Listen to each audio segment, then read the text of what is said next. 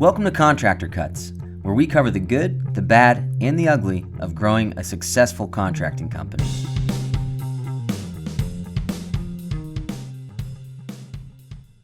Welcome back to Contractor Cuts. My name is Clark Turner. I'm Jared Flo. Thanks for joining us again this week. So today we are diving into the reason that construction and owning your own business gets so personal sometimes. It gets under your skin. Yeah, I feel like 50% of the clients we work with, one of the biggest issues that they're dealing with is how angry they get and how much they dislike their clients. Yeah, and so have we. Many that's true. times. That's true. There's been plenty of clients that we've wanted to throw out a window and just get rid of and just say, screw you, I'm not finishing the job. That client's an idiot. Yes, yeah. And so today we're diving into that. We're diving into the mindset of why we feel that way, how it happens, kind of the path that we take to get there. Yeah.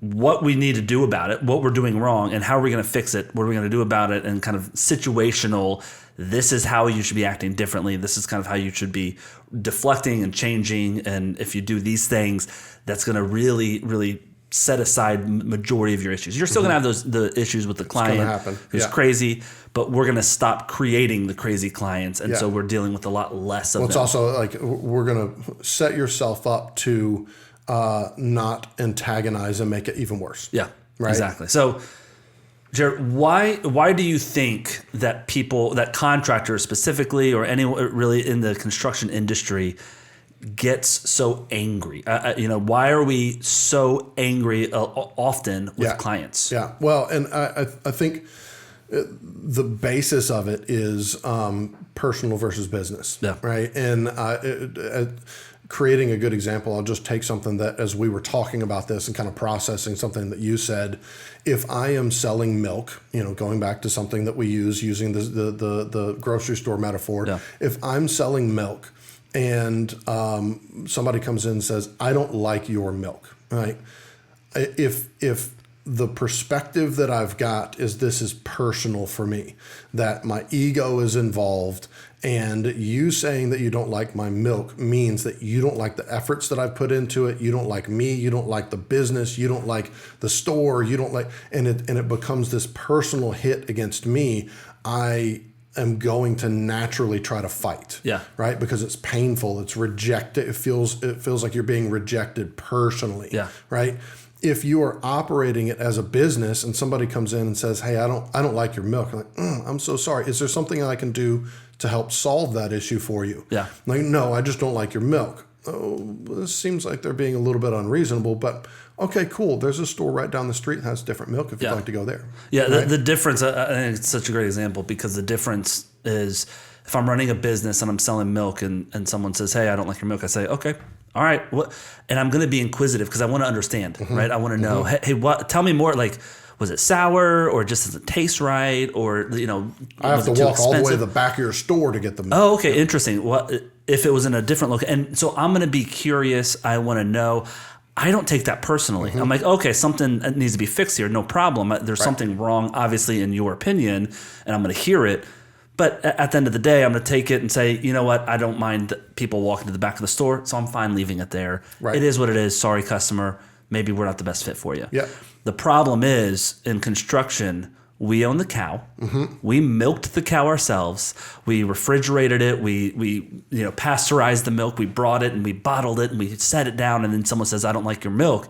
And we say, well, screw you. Right. My milk's the best milk. And I do this. And it's this personal assault. In being a business owner in a small company, the business itself is me often, right? That's where it always starts. I'm the business. I am the product. I don't like what you have to offer. Yes, and that's what we hear. I showed up. I did the design of this kitchen. I installed the kitchen. I did it. I think it looks great. I laid the tile on the backsplash myself, and the customer's like, hey, the tile job looks terrible.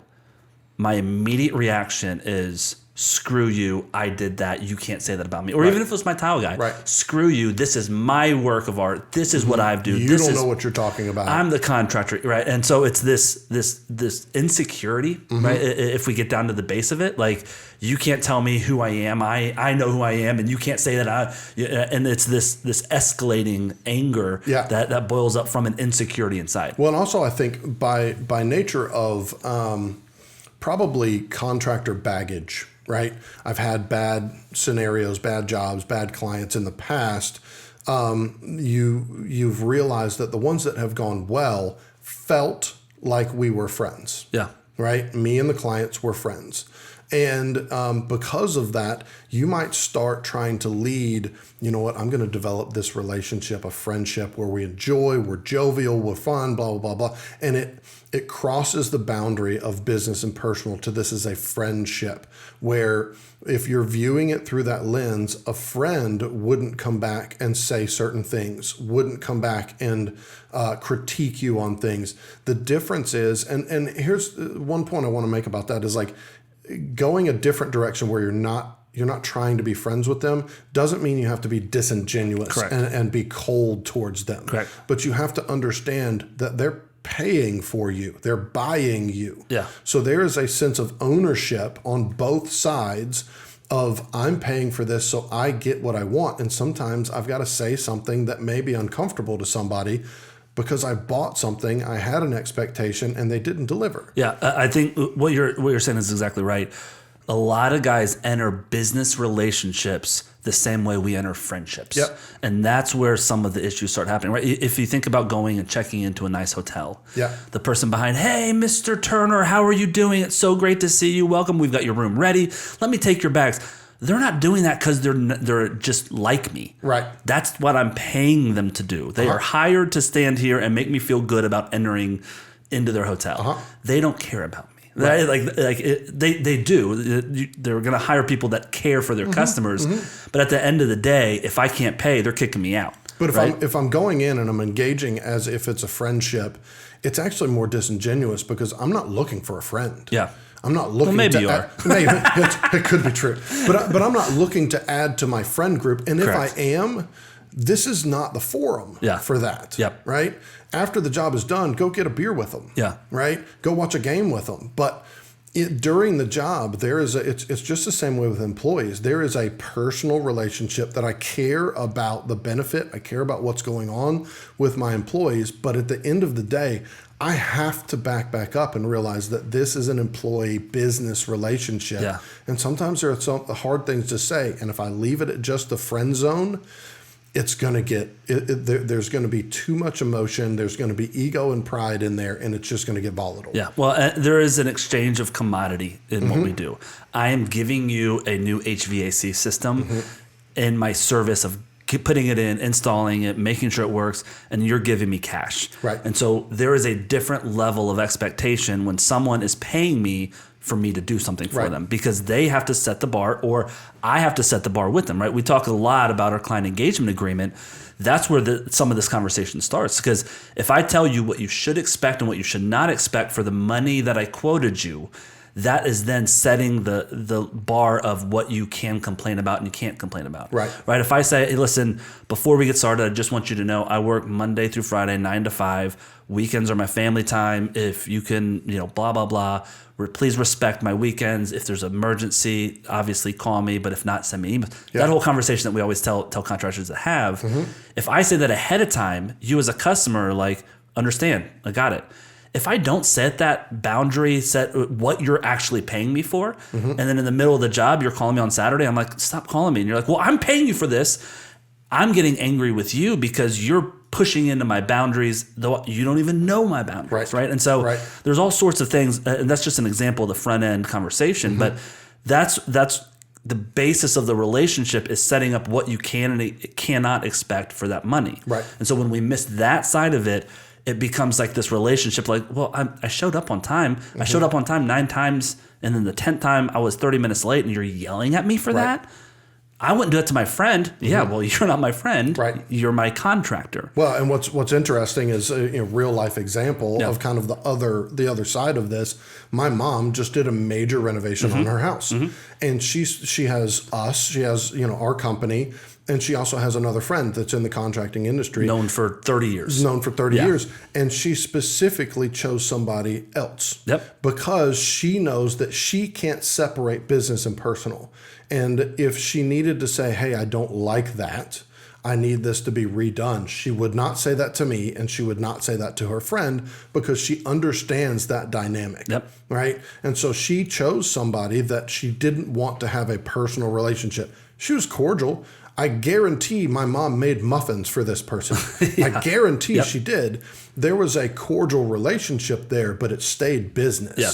And she didn't want to intermingle that friendship because she knew that there would be a difficulty there, that she could get to a place where she's discontent and not willing to say something. Yeah, well, the customer's got to be able to say, hey, contractor, you did mess this up and I need you to fix it, even though it's going to cost you $5,000. Right. And your mom's not going to say it to you. She's just going to eat it and pay the $5,000. And that's what you're saying is exactly, I mean, probably 5-6 months ago, we put out a podcast that's talking about we don't work with family and friends. And this is the whole reason, because it can ruin friendships. It can ruin relationships because there's an expectation of a friend and there's an expectation of someone you're hiring. Right. And we can't interchange those at all, because as soon as those get mingled, there's some missed expectations in it, right? I've done work for my family, a cousin of mine, and I wasn't a part of it. I wasn't in the construction company, but I think there were some expectations that I would be involved since they were going through my company.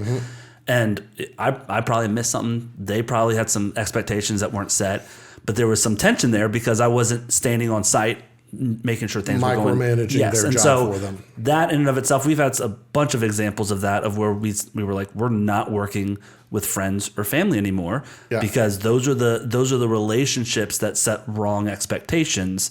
And I have expectations on my side as well of those friends and family, but that's not fair of me. I am selling them something. There is a commodity in exchange, and so we can't have those friendship expectations in that. Well, and the beginning of doing this differently is that you need to be able to see yourself in this, right? From what we just spelled out, you may be like, I don't really do that, right? Look back at your past year or so.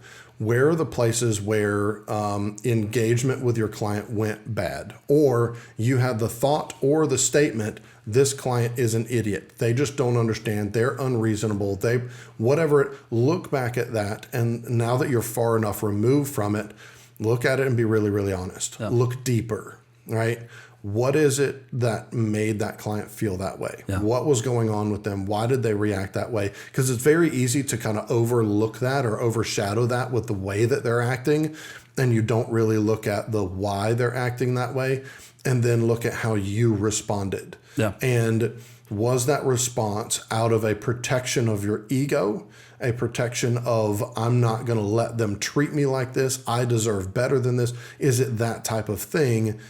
Just look at it honestly. If you want to move forward differently and be able to not react that way, you got to first identify with and be like, I don't do it all the time, but I do it sometimes. Or the guy that's like, it's me all day. You know? Well, and this is where I think there will be some pushback from a listener, because when we're diving into what we do wrong as the contractor, saying, because I've had this conversation with plenty of guys that have come through here, and it's like, I don't care. I don't need your respect, client. Right.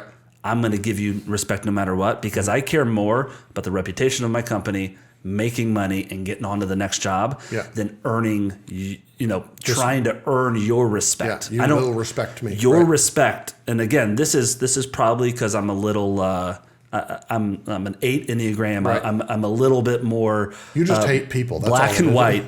But like, I don't need your respect for me to feel good. And I think that's where, as contractors that I've seen, there is this almost like this insecurity of, I need people's respect to show me, because if you don't show me respect, then that means I don't have respect, and that speaks about me. And I don't need anything from you as a customer. I need fairness, and I'm going to talk and call you towards the fairness, and let's talk about that, and we'll talk about that in a moment. I don't need you to build my pride up to feel okay. Exactly. I don't need your respect. I'm going to give you respect because giving you respect is what you're paying for, and and I care about my reputation and making money.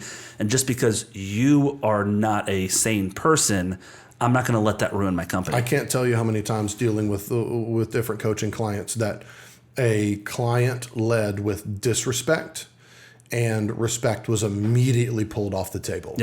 If they're going to disrespect me, I'm going to be disrespectful back. Right?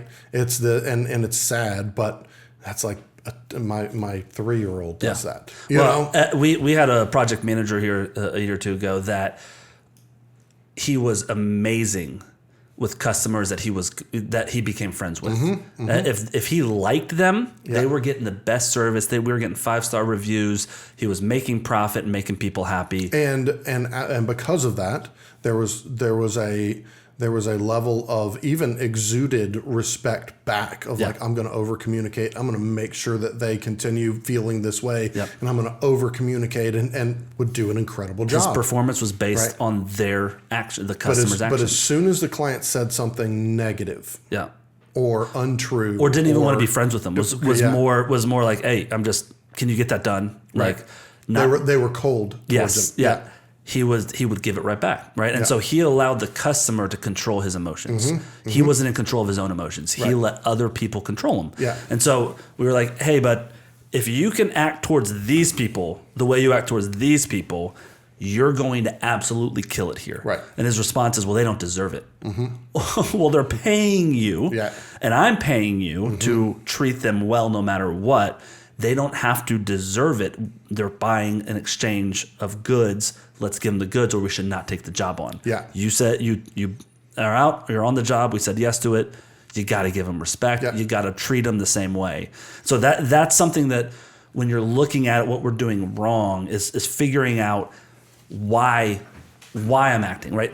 Take a second and think through your customers and think about why I get so hot, why I get so heated. When was a time that I was interacting with a customer and just got angry, right? And so what we want to do is look at why that's triggering me, why I'm getting so angry, and how do we set that aside and set parameters around expectations on that and move forward. Well, and the byproduct, the result of that mentality is that you are going to sacrifice reputation and revenue for what owed. Right? I'm owed them treating me better. I'm owed them appreciating what I do for them. I'm owed whatever it is. That's an ego thing about me. And so I'm going to push and bulldoze my way in to put a bomb on my ego to make my ego feel better. But the byproduct of that is that you're sacrificing reputation to get to feel better about yourself. Well, in a friendship, if I did 9 things right and then I did one thing wrong, Jared's gonna be like, no, I know Clark's heart. I know that like the one thing, like benefit of the doubt, he does so many good things. He did that one thing. I'm gonna talk to him about it. We're gonna be cool. That's what a friendship is. In a business, you can do 9 things right, and it's like, yes, you should do 9 things right. You should do all 10 things because I'm paying you for 10 things. And so when you do the one thing wrong and the customer's like, well, this is wrong. You're like, that's not fair. It's very fair. They're paying for all of it to be right. Like a great example is Delta Airlines that, a month or two ago had the software glitch that caused days and days of delays, millions and millions of dollars lost for them. They had to reimburse people. They got just trashed. And Delta's known for best in the business, best service, best customer service, cleanest planes, little issues to none. They did nothing wrong outside of they had a software from a company that had a data breach, whatever it was that happened with the software that was the issue. Delta didn't make that decision. They did 25 things right that day, and the 26th thing was the software that they're using, that they're paying good money for, had a glitch in it and messed up the security access to it. So that being said, nobody's like, well, Delta does show up on time most of the time, and that the flight attendant was really good, and that pilot was kind when I ran it. Like, we don't say that. We say, you screwed up, you messed up my plans, and now I can't travel on my vacation until tomorrow. I hate Delta, down with them, right? And their stock plummets, right? And so we treat businesses that way. But then when customers treat us that way, it's like, that's not fair. You can't treat me that way. And so imagine yourself as a company like that. The standards that we hold companies to, we have to hold ourselves to and allow customers to hold us to that as well. Well, what you got to see is like, let's say those of you guys that are listening to the podcast and have taken some of this stuff to heart, and you're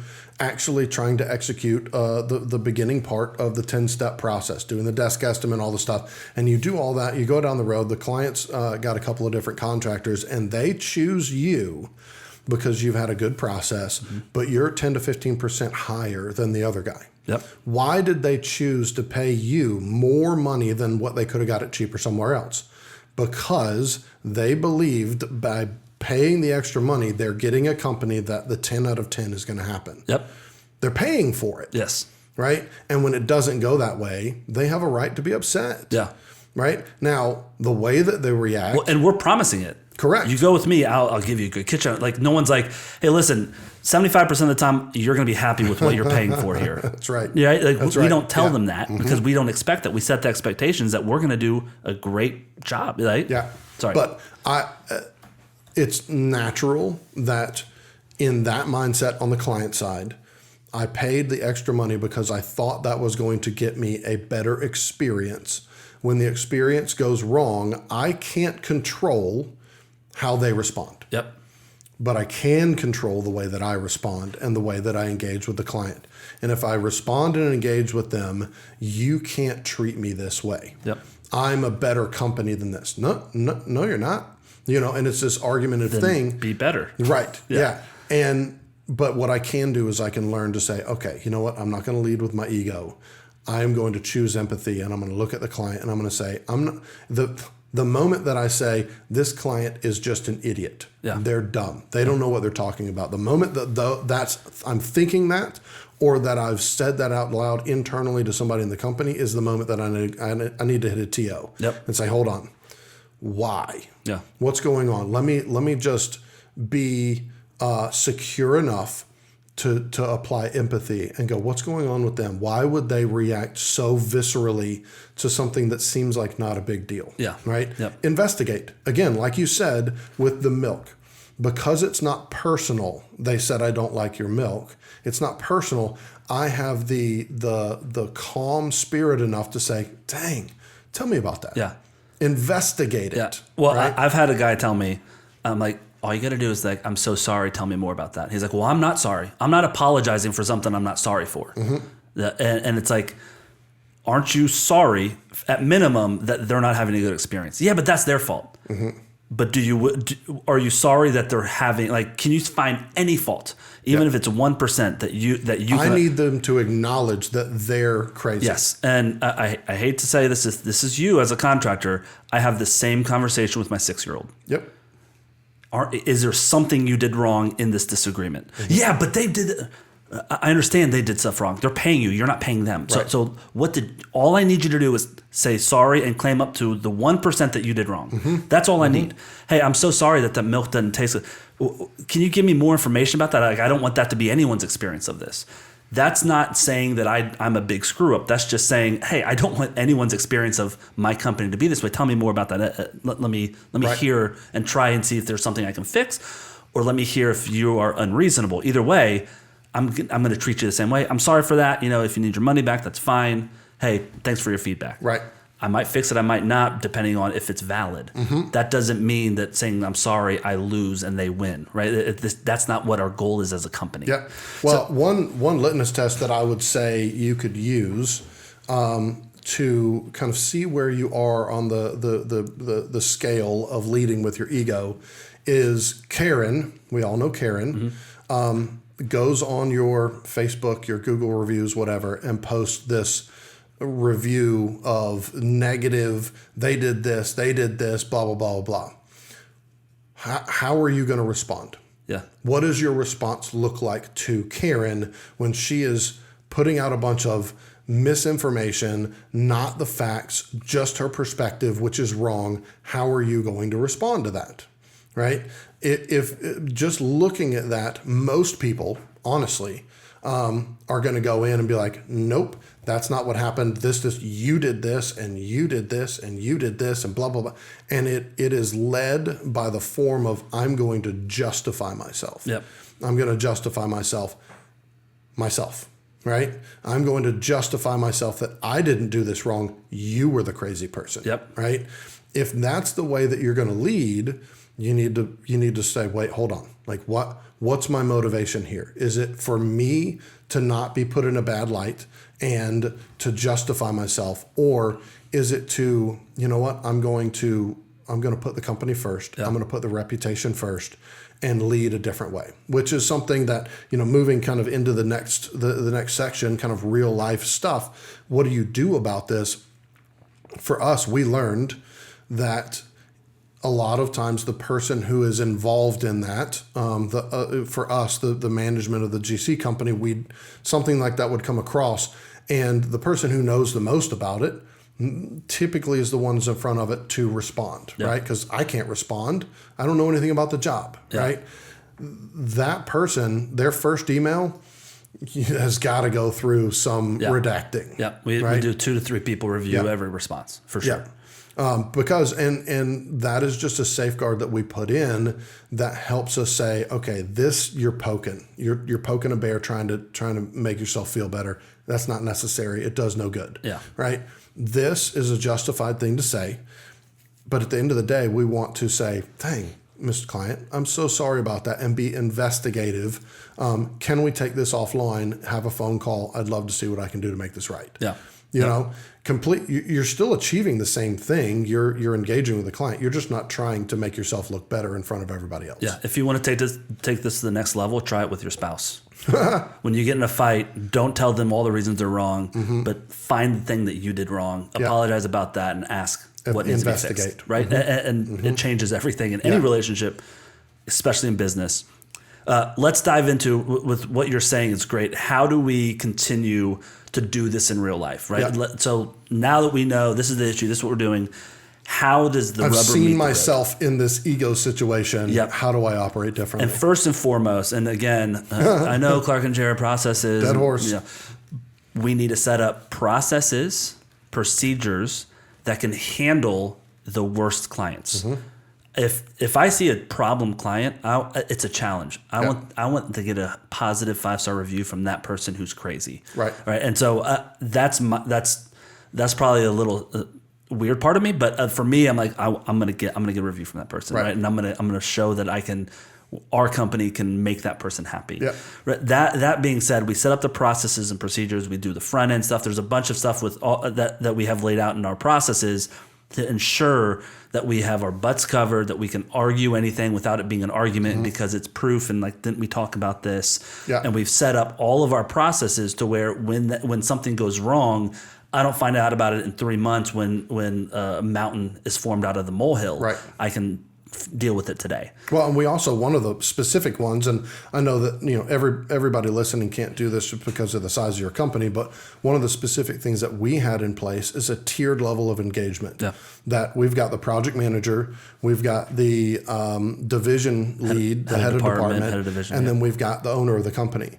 That depending on what was going on, project manager is in charge of all communication with the client. But we understand, just like we said before, there is sometimes that the sense of anger and frustration is just too high. It's too personal with that person, and we need to move it to another level, which escalating it to a higher level to a client. So it's a whole level of being able to de-escalate and get to a place where we can have calm conversations and not throwing hand grenades at each other. Well, so setting up those processes are great. That is a process in and of itself. You're not having that done by tomorrow. But as you're doing that, and even once those are set up, the way you should deal with this type of client, this type of situation, the first thing we want to do is find both the problems.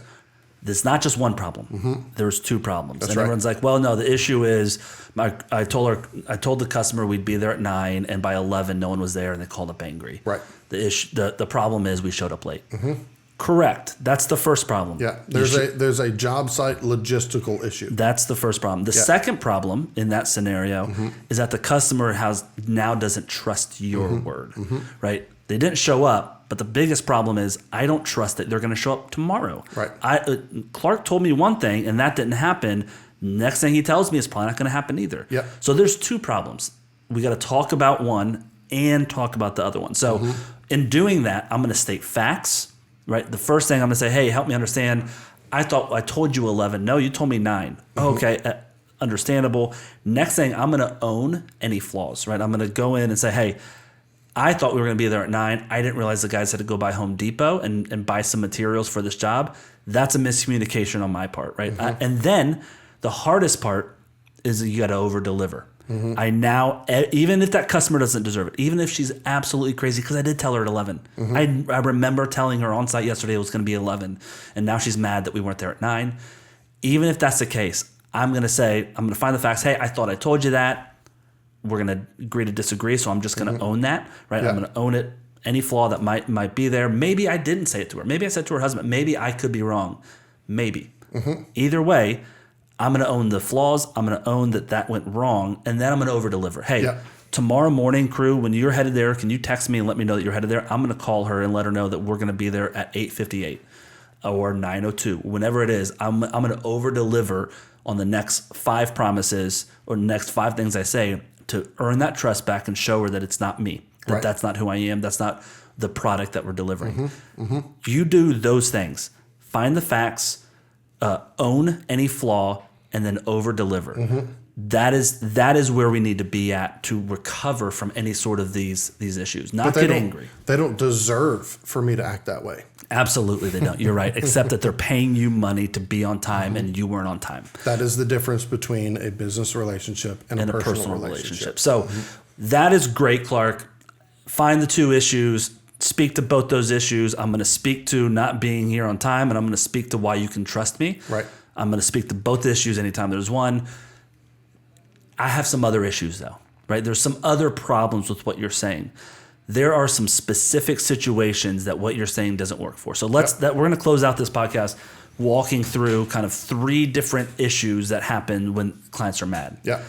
The first issue, it's one of 3 when the client's upset. Number 1, I don't have an answer for a client, right? So a client texts me and says, hey, this door is not the right door that you installed, in our kitchen pantry. We want it to be a glass door. I told you that. I thought it was quoted. Are you going to get it replaced for me? I don't know. Right? I don't know. The second, the answer that I have, they're not going to like or they don't want. Right. No, I put the door in that we talked about, and they're going to be mad about that. And then number 3 is I don't have the money to make that client happy. Right. A great example of this is a real life example. Our company installed a roof as part of a full house renovation. On the quote, it was architectural shingle. What was installed was a 3-tab, right? Big price difference between the 2. And you can't just switch it out. You got to rip the whole thing off and start over and put the new one on. So it is a $8,000 difference, right, on that project. If we didn't have that money, what do I do? Right? I don't have the answer for a client. I don't know what we're going to do. My answer is not what they're not going to be happy with it. Or, I got the answer, but I don't have the money to do it. Those are the 3 issues that we find contractors in. So let's walk through those individually. Jared, if I don't have an answer for a client, what do I do? The client says, hey, wrong door. What's my response? Typically what I do in that scenario is I engage with honesty and say, you know what, I don't know the answer to that. Give me some time to come up with a solution. What do you think? Right? What would you like to have happen? Right? Just to let them, what really I need this, and this. Okay, let me give me some time, and I will be back to you by the end of the day with an answer to this question. The big piece of that is don't just say, I don't know, I'll let you know when I find out. Right? You need to, again, lay out the plan. Right? I'm not sure the answer to that. And this goes, while you're on site and you're doing an estimate for a client, and the client comes up and says, hey, how much would cabinets be? $3,000. Or right? 30. 30. Yeah. Or right? 3. I'm not quite sure. Yeah. Just say, you know what? I don't know that off the top of my head. But if you'll give me some time, I will research that today, and I will come up with a solution and have it to you by the end of the day. Right?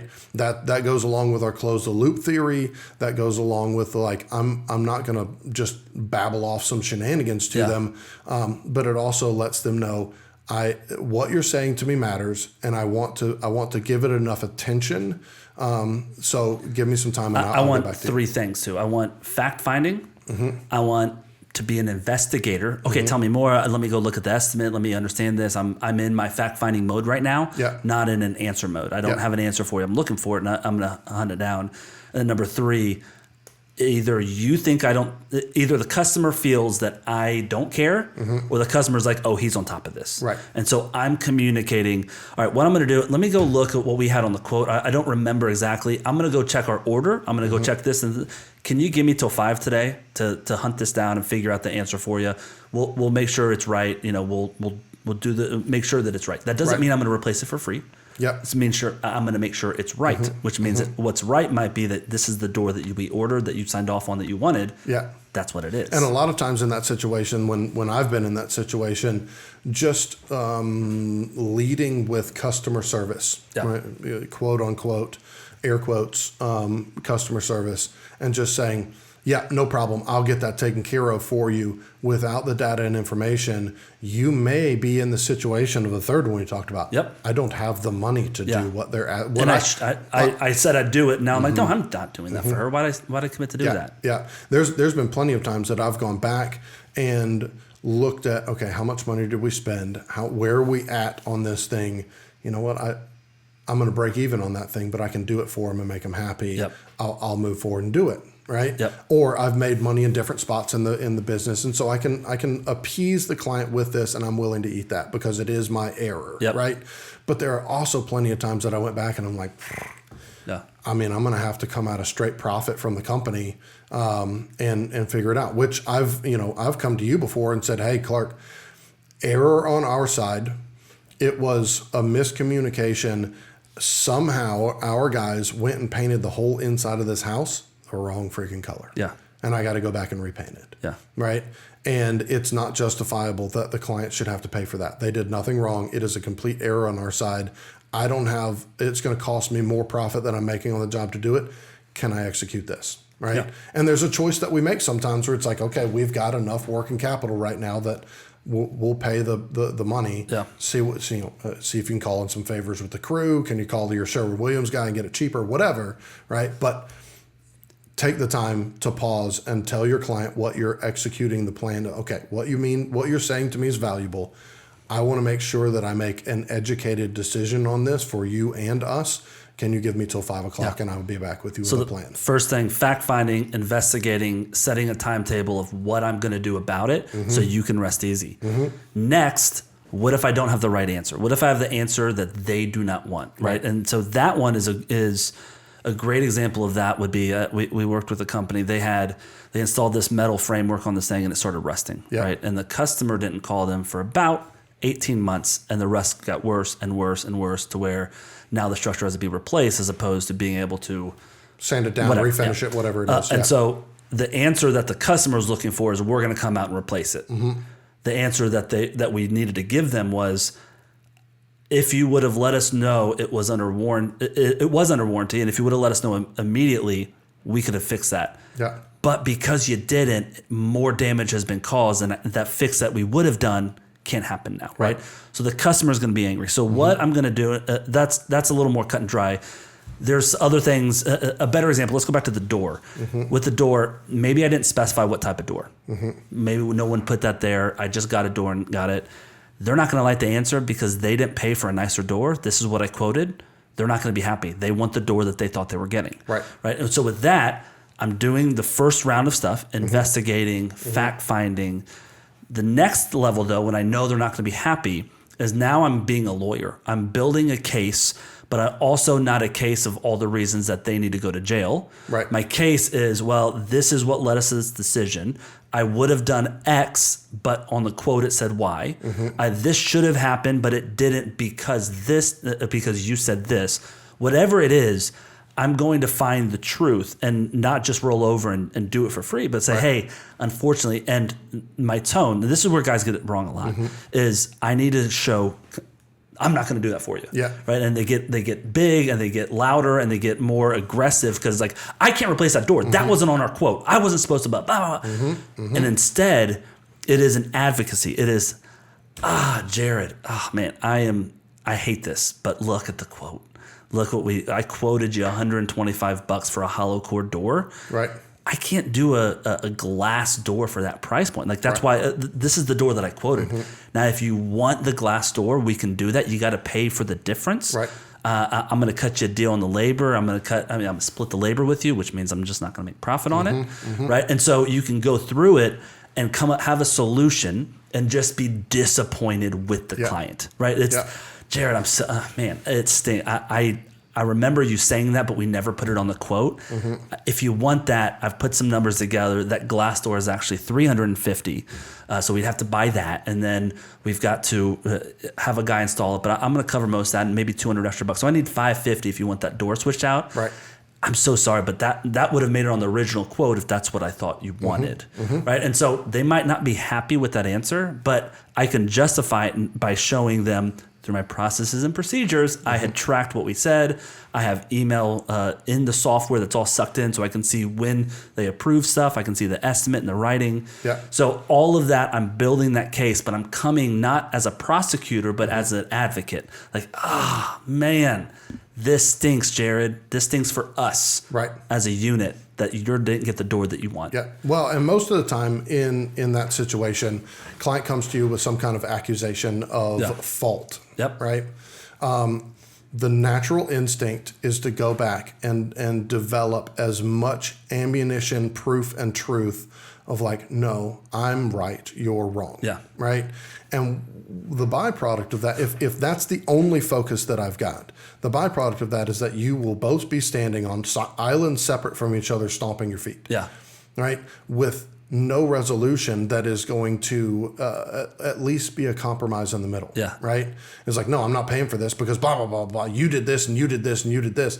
And again, you're stomping your foot on your island and they're over there. Well, your guys didn't blah, blah, blah. And they left the trash out there and they blah, blah, blah. And they start now your client's bringing up everything that's possibly happened. Yep. I tripped over a wire. I've had somebody literally come back and be like, you left a screw outside and I tripped on it and now my back hurts. Like, how does this have anything to do with the flash on the paint that you don't like, right? And so what you need to do is, yes, go fact find, get the information, but then come back, like you said, of like, oh, dude, I'm so sorry. The hollow core door, right? We went through this. We went through this estimate together. We tried to fine tooth it, and we both missed it. We were reviewing this estimate together, and we just missed the fact that we had talked about that you wanted this type of door. Yeah. But we missed the fact that it didn't get changed on the estimate.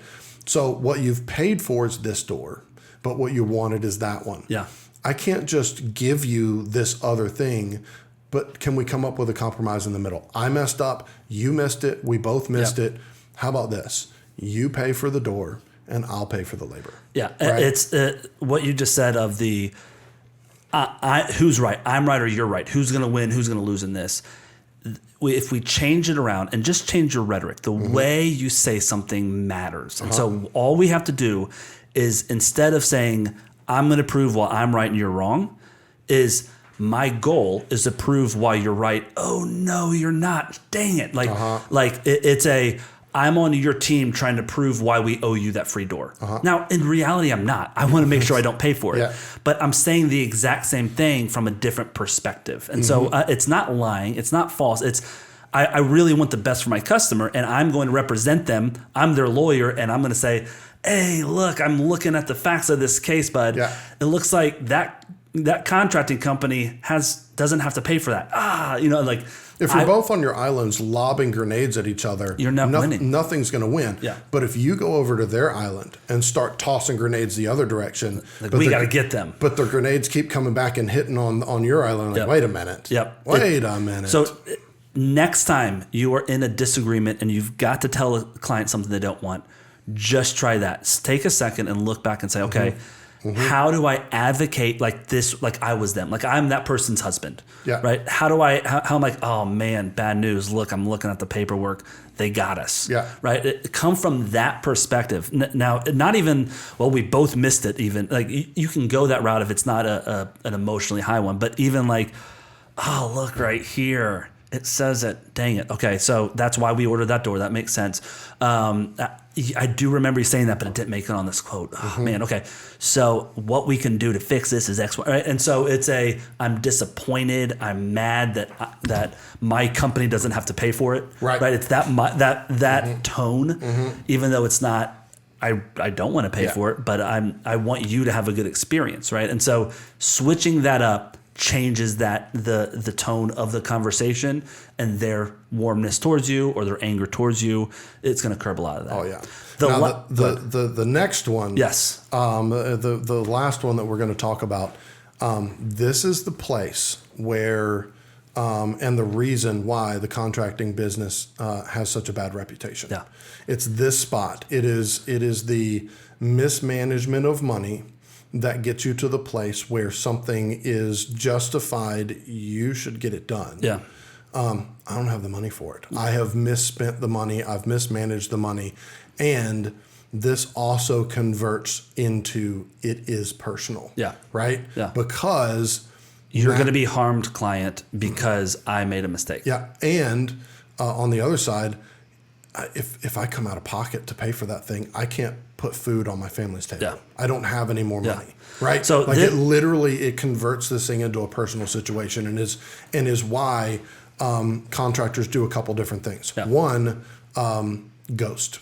Bail. They're out. They can't reach me, then I don't have to pay for that. The magnet is left on the street and the van's gone. Yeah. Right? Or they get super combative. Yeah. Super combative. Unjustified.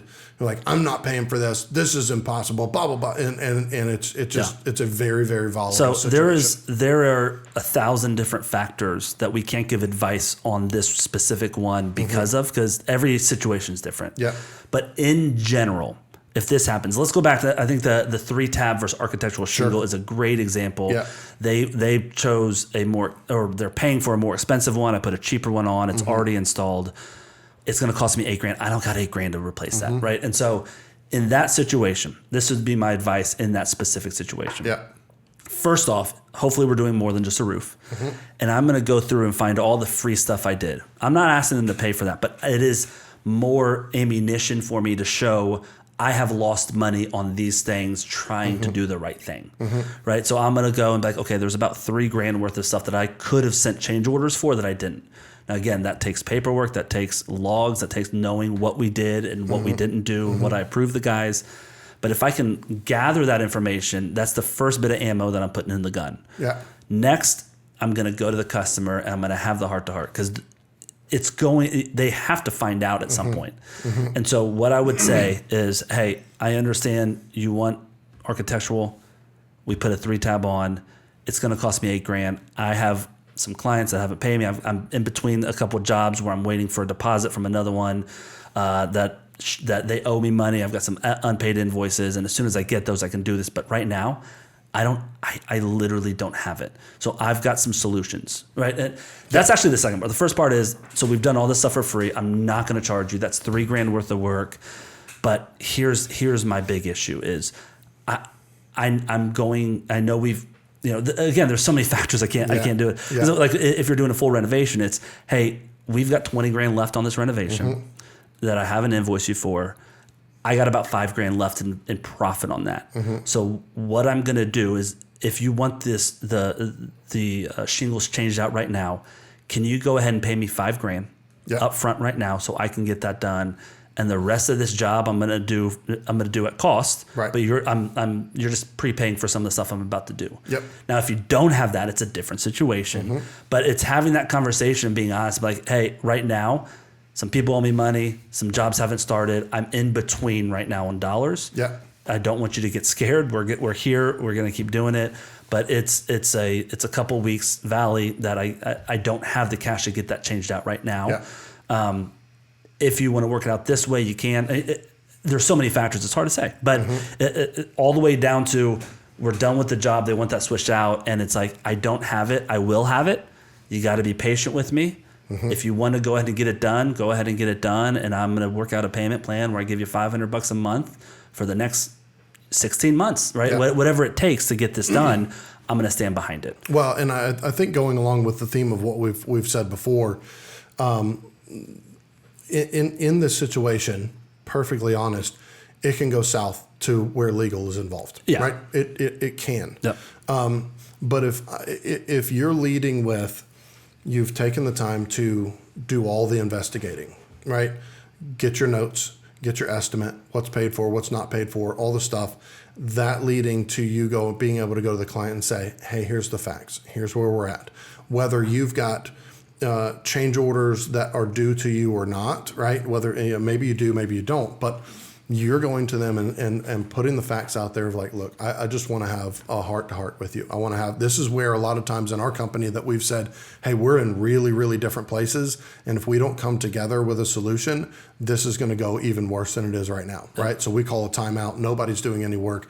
And so you have that conversation with the client leading with humility, leading with honesty, truth. You don't have to be a wet blanket. That's not what we're trying to do. But we're having a conversation where you're in charge, you're leading, and it results in options that are available. Yeah. Here is the way that I see the way through. Yep. We can do it this way. If that's not available to you, we can do it this way, right? And I would recommend having that spelled out in an email. Yeah. Like, here's what happened. Here's what's going on. Here's where I'm at. Here's where you're at.